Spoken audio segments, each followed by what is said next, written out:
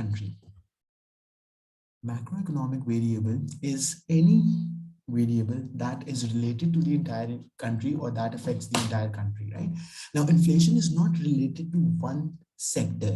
I mean, you don't say, if you say that the price of cars have increased by 5%, that is one thing. But if you say that the prices are increasing really fast in Pakistan, or overall prices have increased by 5% in Pakistan or any other country, then that means that you're talking about all goods and services. You're talking about general prices. Are you getting me or not, right? So we will differentiate between these two things. Let me explain this thing once again. Think about this. If let's say someone says that prices of cars have increased in Pakistan. Now, there could be a lot of different reasons why cars are becoming more expensive in your country or in my country. Perhaps the cost of production has increased. Perhaps the demand has increased. Perhaps, the government was previously giving subsidy, which government has removed, or the government has imposed indirect taxes. So these could be some possible reasons why cars have become expensive. But since car is one product, right? So that would be part of macroeconomics or microeconomics. Who can tell me? Since it is one product, one market, my question to you is that when we are looking at the market for cars, would that be microeconomics or macroeconomics? Quickly. Yeah. So that should be, is it? Think again. Now, this is confusing. That's why, that should be, students, microeconomics. Very good, right? Think about it. I mean, car market obviously includes a lot of people, all the companies that are producing cars and all the people who want to buy a car. And this is what a lot of students find confusing. That's why I'm stressing on this, I'm emphasizing on this point again and again, right? Right. Now, one month, exactly. So it is one product. At the end of the day, it's one product. So that's why it's microeconomics. Now, in today's class, when we talk about GDP, this is where you will learn that if we look at the country's total production, when we look at the country's total production, that is what it is. That is what the country's GDP is. And that is not related to one product or one market. That is related to the entire country. Right? Macro means whole economy. Yeah. Entire country, right? Whole economy, entire country, right? So Pakistan, anything that is related to entire country, like inflation. So that is what I was about to explain. Now, on the other hand, when I say that prices on average are increasing by 10% in Pakistan, then that is where inflation is being discussed. And this is where inflation is being discussed. Why? Because I'm talking about general price level. I'm talking about average price level. I'm not talking about one particular product or one particular market, right? Are you getting me? So we will obviously discuss more of this when we'll come to inflation, the topic of inflation, right? So you don't need to worry about it. It's just, in this class, we're just trying to get an idea and differentiate between micro and macro. Then another macro variable is unemployment. Now think about this. Have you ever said that unemployment of this sector? No, no, no, no. Unemployment is not sector specific. Unemployment is not industry specific. Unemployment is related to whole country. If 15% people are out of work, then that means that 15% of country's workforce is unable to find jobs, right? Are you getting me? So again, unemployment is also a macroeconomic variable. Then think about exchange rate. Now, the currency that is used in a country, that is for the whole country, obviously, right? We know this, right? So Pakistani rupee is used by everyone in Pakistan. Indian rupee is used by everyone in India. Bangladeshi taka is used by everyone in Bangladesh, and the list goes on, right?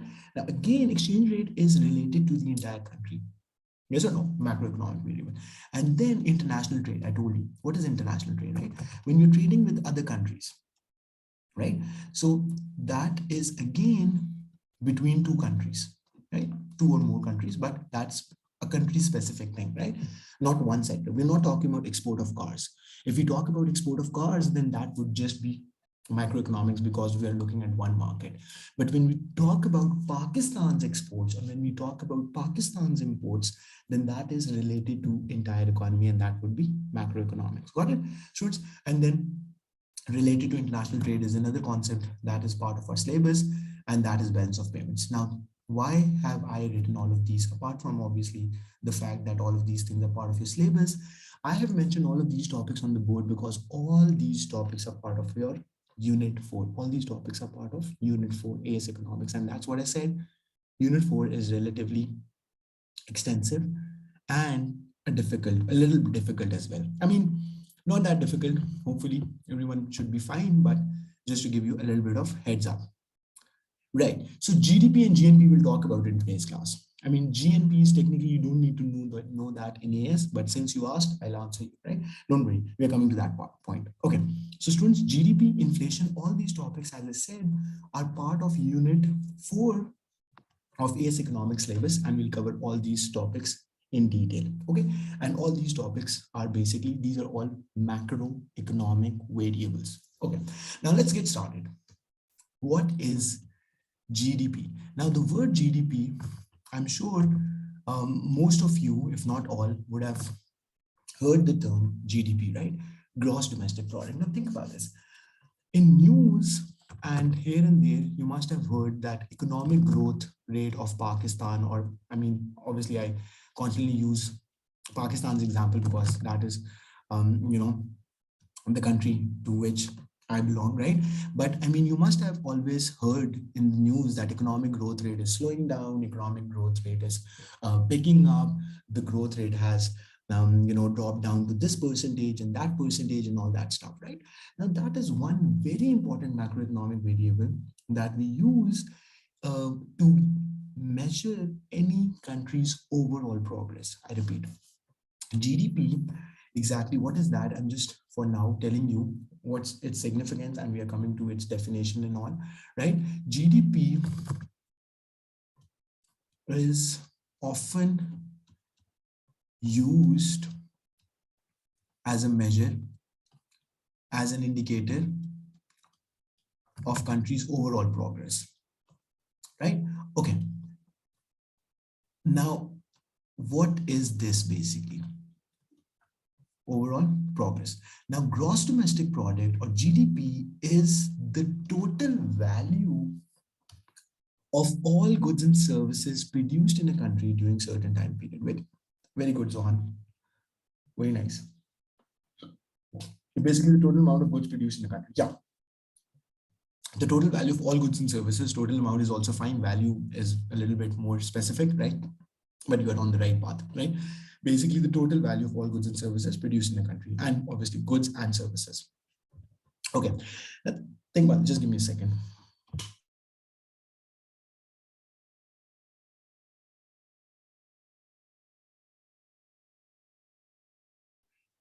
Okay, sorry about that. Okay, now think about this. As I said, let me write down the definition for you to, remember. So what is GDP? Gross domestic product is the total value, of all goods and services produced in a country during certain time period. Right? Okay. Now think of a country, imagine a country, think of your own country, and imagine what are all the products, obviously both goods and services, that are produced during any time period. Produced in a country. Okay. And what is its significance? I'll tell you. In a country during certain time period. Okay. Now students, think about this. If you take an example of any country that would be producing most probably, obviously, education, healthcare services are produced in every country, right? That is basic human need. Similarly, the country would be producing cars, electronic goods, laptops, cell phones, clothes, shoes, accessories, restaurants, right? Food items. And the list goes on, right? Okay. Now, this being said, if we add up the total value in Pakistan, it was 280 USD billion in 2021. Great, right? So 280 billion, right? Dollars. So 2021, right? Pakistan's total value of goods and services that Pakistan produced was 280 billion, right? Dollars, right? So that includes the value of services that we produce, the value of, education, health, the value of education services, plus the value of healthcare services, plus the value of laptops, if any, plus the value of cars, and so on and so forth. Everything everything, right? Good or a service, tangible, intangible, that was produced in this country, in Pakistan last year, that amounted to $280 billion. Is this clear? Okay. Now think about this. When we say that this is a bigger economy than another economy, what we basically mean that the GDP of that country would be higher than the other country, right? So India is a bigger economy than Pakistan. Its GDP would be more than Pakistan's. Similarly, China is a bigger economy than India. China's GDP would be more than India's, and so on, right? So this being said, right, we will do that. Just give me a second, right? Okay, now this is what the GDP is. Now you might be wondering, okay, fine. I mean, that's fine. We can add up the value of all the goods and services that are produced, but what's the reason or what's the ultimate, benefit of doing that? So the answer to that is yes, now we are coming to that. So GDP is a country's national income. What is GDP? GDP or national income, right? Or let's put it down like this. GDP is a country's national income. Now, this is very interesting, and it is important that we understand this early on so that we are absolutely clear on the significance of GDP, national income. Okay, now think about this. Let's take any example. Let's take a small example, which means, let me define this as well, which means it's the income of all people living in that country, which means it is cumulative, right? It is, let's use a simple word, it is total income of all people living in a country. All people living in a country. Okay, now think about this. Now, to explain this point, um, let me give you an example.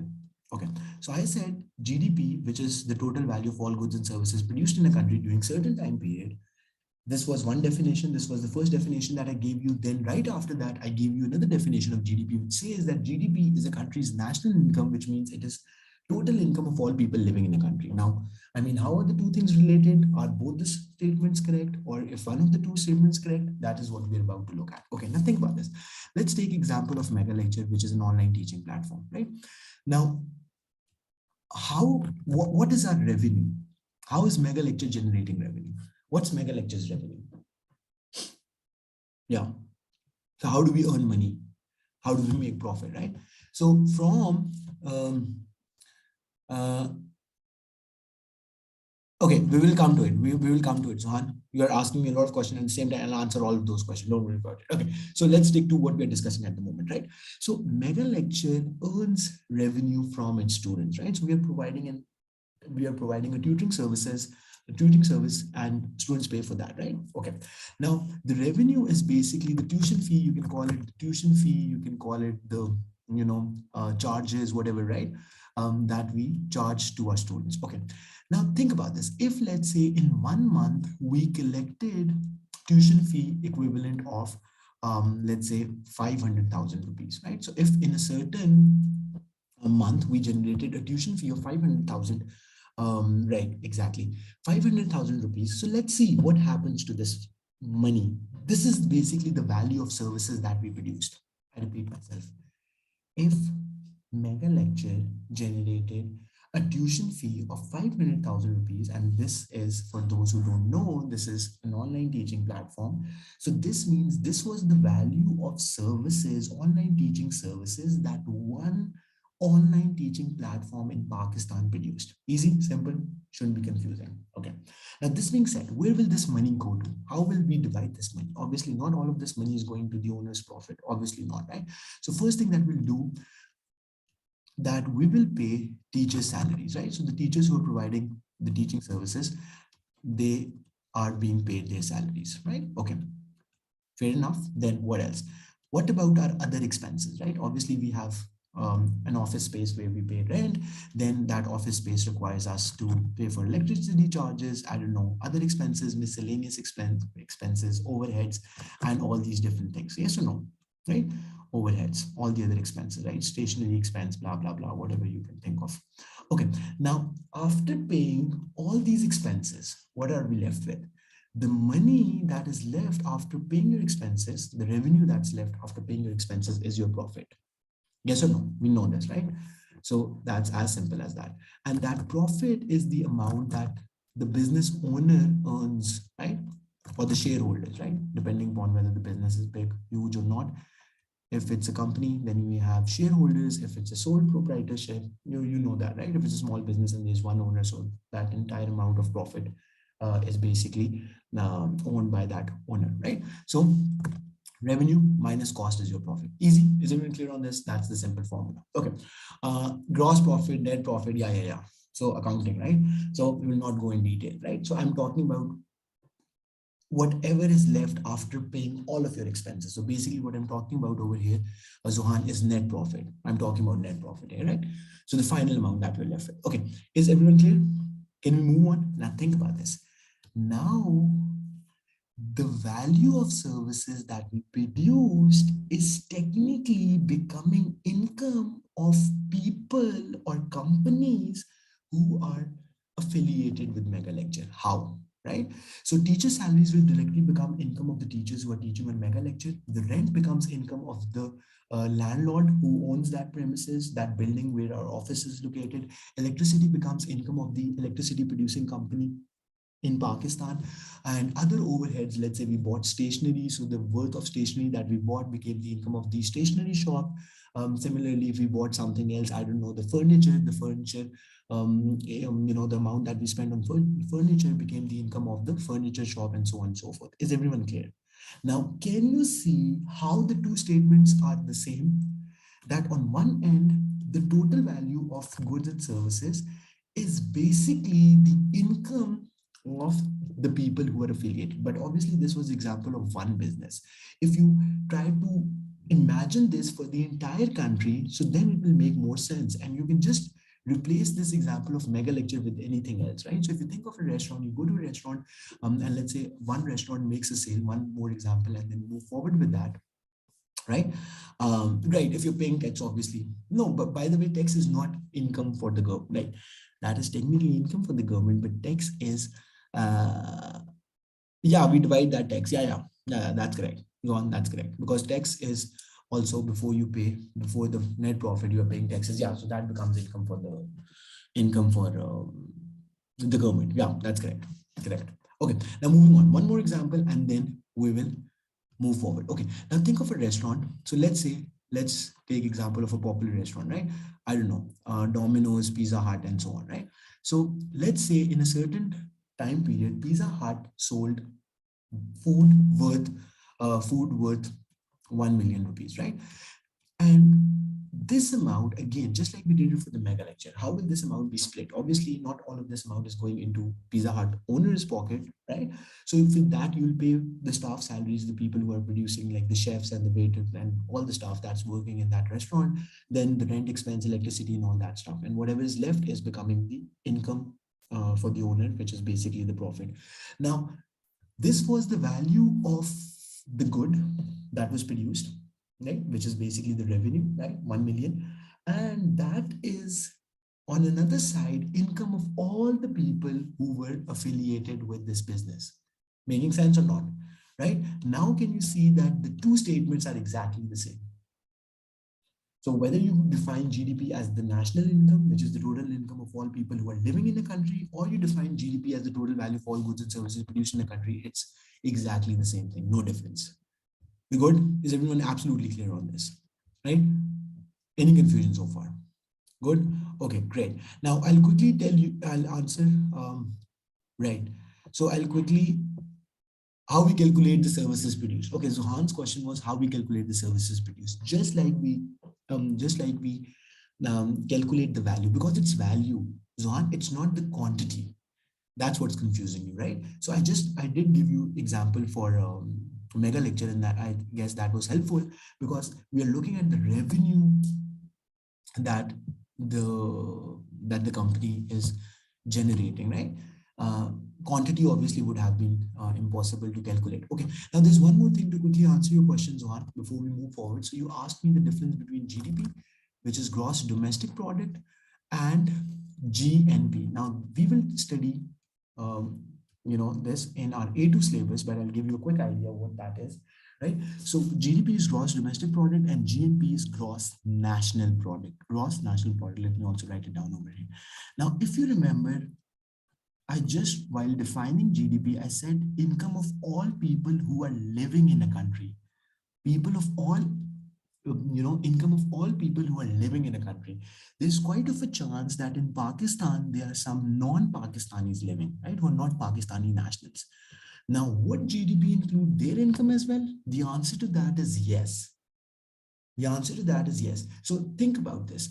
If there is a construction company in Pakistan and let's say Zong is operating in Pakistan and there are a lot of other companies in which there are Chinese investors and Chinese employees and all that stuff, right? So whatever income they are earning, whatever income Chinese while working in Pakistan are earning, that's also part of Pakistan's GDP. So GDP is income of all people who are living in a country, which means within the borders of that country, and gross national product is income of only Pakistani nationals, regardless of wherever they are living. Only income of only one country nationals, regardless of their place of residence. How many of you got this? Regardless of, so I'll tell you how we calculate this. Regardless of their place of residence, right? So obviously not all Pakistanis are living in Pakistan, right? A place of residence, right? So not all Pakistanis are living in Pakistan, some are residing in other countries, and so on. Okay, now this being said, right? So what we do that from GDP, think about this quickly. From GDP, we subtract the income of non-Pakistanis who are living in Pakistan and we add the income of Pakistani nationals who are living abroad. That's how we do it. Simple, right? Obviously, it's a big amount of data. I mean, it's not that simple when we define it. I mean, it's very simple, right? But it's big calculations. Where the government gets the data from, how does it work, blah, blah, blah. We'll talk about all these details in, A2, right? Easy, you good on this? So GDP is the income of all people living in a country, regardless of whether they are that country nationals or not. And gross national product only calculates the income of a certain country nationals, regardless of wherever they're living in the world. Got it? Can we move on? Okay, great, perfect. Let's get started. Okay, now the next thing that we're about to look at is that how is GDP determined, right? Now that's the thing. Okay, so one quick point and then we'll move forward, right? Now you would have a better idea after knowing what GDP is, right? Now you can better understand that how is GDP an indicator of country's progress. Now what we do not look at actual value of GDP. Now this is very important. Now this is very important point, so I want you to pay close attention, right? So think of a country like Maldives, right? Zohan gave me, right? Zohan, I'll answer this question of yours sometime later, right? Because that will distract us from what we are currently doing. And I'm assuming some students have not studied economics in O levels, right? So that can confuse them. So let's not go with it, but we'll do that in exchange rate or perhaps in the coming classes. Okay, so Maldives and Pakistan. So Pakistan being a bigger country, what do I mean by a bigger country, right? Just think of the size of this country, right? So this is, I guess, Pakistan is 32nd largest country in terms of area and fifth most populous country, right? Fifth greatest population in the world, right? I mean, nothing that we should be proud of, but I mean, this is how it is. Okay, now Maldives has much, obviously, given the size, given the resources, given the population, you can expect Maldives to have much smaller GDP compared to Pakistan. Do you agree with me, right? And if the stats are correct, I don't know, I'm sure Zohan would have done his research, right? So $5 billion, right? Whereas Pakistan's is $280 billion, right? Now just imagine the difference. And similarly, if I compare Pakistan with an economy like India, or I compare, especially with an economy like China or USA, I mean, you would see the same difference between Pakistan and that country, right? Now coming back to the point, so this is perhaps not a very good indicator of this is not a very good indicator of progress, because obviously a smaller country would have smaller GDP because lesser resources mean lesser value of goods and services produced, and so on and so forth. Easy? That should be quite intuitive. But if I calculate the economic growth, now that is where, we can compare the progress between countries. Economic growth or GDP growth, as simple as that, right? Now, there are multiple terms used for the same concept, but you don't need to get confused here. Economic growth or GDP growth rate. Now, GDP growth rate, just like we calculate the growth rate for any other variable in maths, that would be the percentage change in a variable value, right? I'll tell you how to do that in case you can't really recall. So if I say that Pakistan is growing by 10%, what I basically mean that compared to last year, this year's Pakistan GDP is 10% higher compared to what it was last year. That's what it shows. Simple, right? On the other hand, it's quite likely that this smaller country, Maldives, might have a higher growth rate than Pakistan. This means that this $5 billion is 15% higher compared to what the value was last year. Are you getting me? This means that this year, Maldives produced 15% greater value of goods and services compared to what it did last year. And in Pakistan's case, Pakistan's produced only 10% greater value or more value of goods and services compared to last year. Is everyone clear on this? Right? So now this is a good way to compare countries, right? How much more value of goods and services you're producing, or in other words, how much increase is in the national income of your country's national, that is what economic growth rate will capture. So in the case of Maldives, their national income increased by 15%, whereas our uh, national income only increased by 10%, right?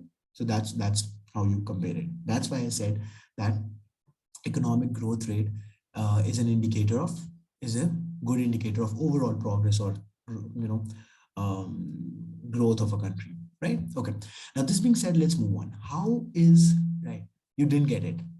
You didn't get it. Okay, so which part you didn't get it? Okay, have a look at this. Think about this, John. So first thing that you have to understand, that a smaller country, like in terms of area, smaller I means like literally smaller, right? Smaller country with fewer resources, with smaller population, cannot produce as much value of goods and services as much a bigger country. I mean, right? Does it make sense, right? So, is everyone clear on this up till this part, right? Right. Okay. Great. Right. Okay. Now, the second part to that is that we can't really compare the GDP between countries, because I mean, it's useless to say that Pakistan is a bigger economy than Maldives. I mean, obviously, I mean, just look at the size, right? Right? Just look at the size, right? But if we have to compare, right? Then what's a better indicator? Growth rate. How fast a country is growing, how fast, how much how much is the increase in the country's value of goods that it produces. Are you getting me? Now think about this. Okay, now this will help you better understand. Do you guys know that China, the growth rate with which China is growing, it's very likely that very soon China will replace USA as the largest economy in the world. Now, does that ring a bell? Does this show how, because think about this. I mean, when there's a smaller difference between the two, I mean, sorry about that. I don't have the statistics, so I can't really say. But I mean, you can understand from what I said, the way China is growing, the rate at which China's GDP is increasing. So let's take some hypothetical value. So if China is growing at 12% every year, China's GDP is 12% more than compared to what it was last year. Whereas USA growth rate is only increasing by 2%, 3%, or let's say 5%. So are you getting me that the difference between the two countries' GDP is decreasing? China is, catching up with USA. And as per the predictions of economists, that is a fact, right? I'm not making this up. China will replace USA as the largest economy in the world. And that's a big thing. Similarly, the pace with which India is growing, the growth rate of India is very likely, or it might have. I need to check. I'm sorry about that. India might have replaced the Japan to be the third largest economy in the world. right? So Japan was previously the third largest economy in the world, but I think India has, since we have started discussing that.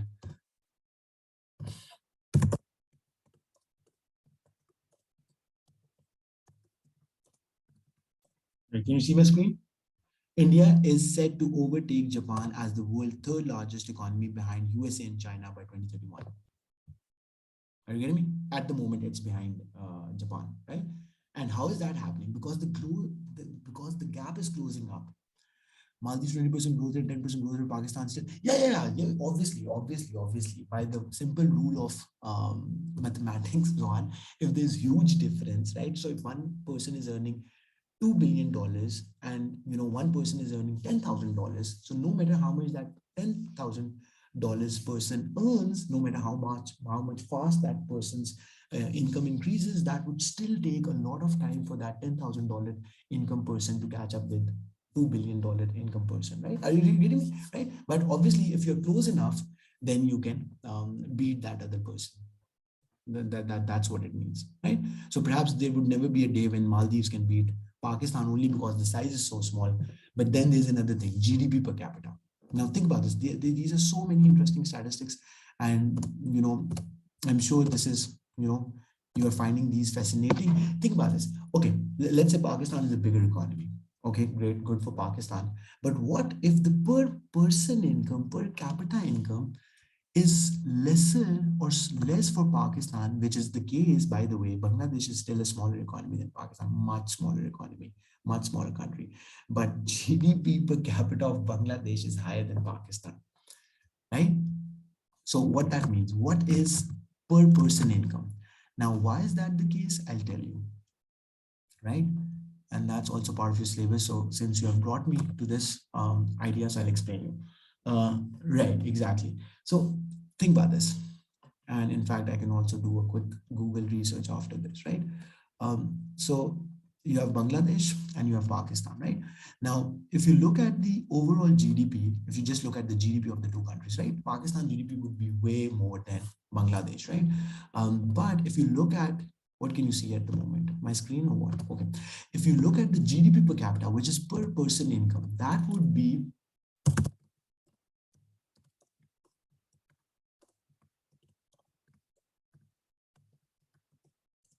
okay, right, World Bank statistics. Is Bangladesh richer than Pakistan? Okay, Pakistan continued to be larger than Bangladesh for many years, but today Bangladesh is 324 billion economy, while Pakistan is,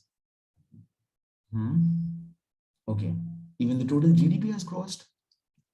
What is this? Per capita income. Per capita income. Bangladesh, most recent value, India, Pakistan. This is per capita income, right? So, oh my God, Bangladesh per capita income is even more than India's. Very interesting. Very interesting. Right. Yeah, just give me a second. Let me find the statistics. Annual GDP. Annual GDP of Bangladesh 2020 is 323 billion. So I mean, it has crossed Pakistan. It has crossed Pakistan. Yeah, yeah. India's, no, sorry, Bangladesh, even total GDP, annual GDP is 323 billion, whereas Pakistan is only 261. What website is this? I'm sure this would be correct, right? Okay, so okay, so rejoin, students, rejoin if this is interesting. So let's wrap this up. Like, I mean, rejoin it. I'll take 5, 10 more minutes, right? I think it's interesting discussion that we're having at the moment, and then I'll not take. So rejoin with the same link.